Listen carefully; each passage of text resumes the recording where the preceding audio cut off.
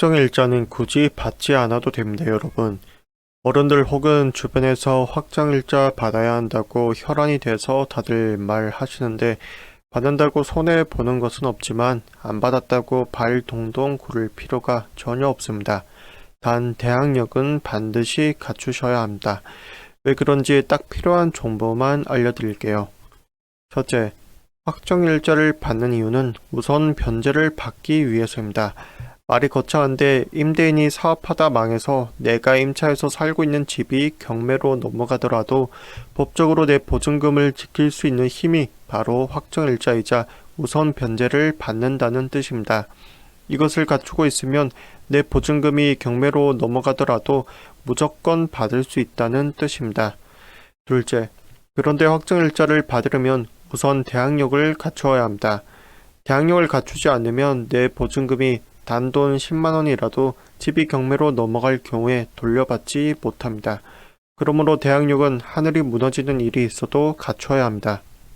셋째, 그럼 대항력은 어떻게 갖출 수 있을까요? 1번 방법은 임차한 집을 등기하면 됩니다. 그런데 집주인이 잘 안 해주려고 해서 현실적으로는 별로 쓸모가 없는 제도입니다. 그래서 집주인의 의사와 상관없이 그냥 혼자 동네 구청 가서 전입신고하시는 것이 2번 방법입니다. 이 전입신고가 바로 대항력을 갖추게 하는 제도입니다. 그런데 여기서 한 가지 팁을 드리자면, 만약 여러분이 집을 산 지 2년도 안 되고 개인 사정으로 다른 곳에 월세로 살게 된다면 그 집으로 전입신고하지 마시길 바랍니다. 괜히 전입신고해서 실거주 의무 2년 못 지켜서 추후 2년 내 집을 팔 때 실거주 의무를 나도 모르게 어겨버리게 되어서 양도소득세 비과세 혜택을 못 받고 엄청난 세금 폭탄에 시달릴 수 있으니까요. 이 상황이 지금 이해가 안 가면 굳이 억지로 이해할 필요가 없고 기억해 두었다가 궁금하시면 제게 연락 주시면 되겠습니다.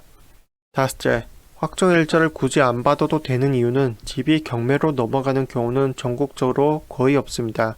경매 사이트에 들어가 보면 수백 수천 건 이상의 경매 물건을 볼 수가 있는데, 그건 그렇게 보니까 시각적으로 많아 보이는 거지 전국에 집이 얼마나 많은지 생각해 보시길 바랍니다.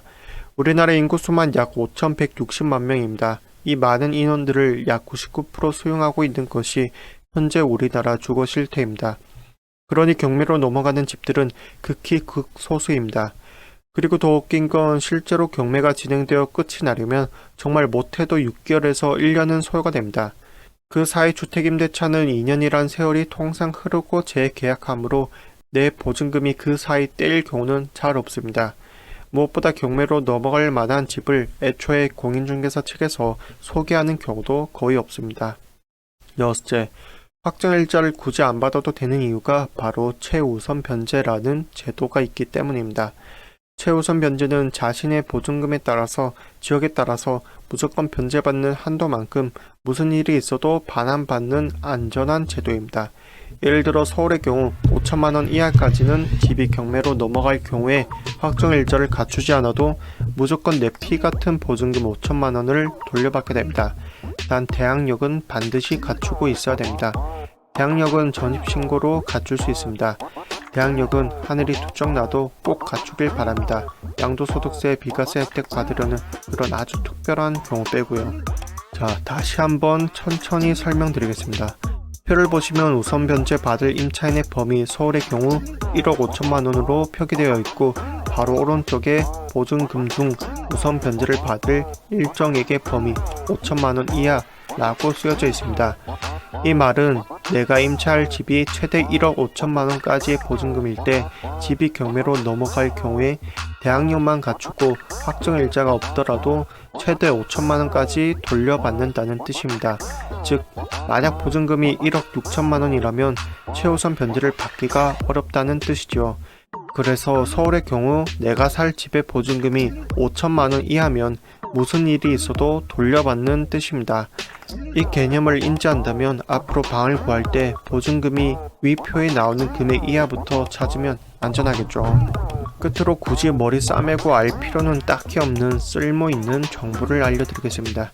만약 서울에 살고 있는 내 임차 보증금이 1억 5천만 원일 경우 집이 경매로 넘어갔을 때 어떤 상황이라도 내 보증금 1억 5천만 원 중 5천만 원은 대항력만 갖추어도 무조건 돌려받고 남은 1억은 확정일자까지 갖추어야 돌려받습니다.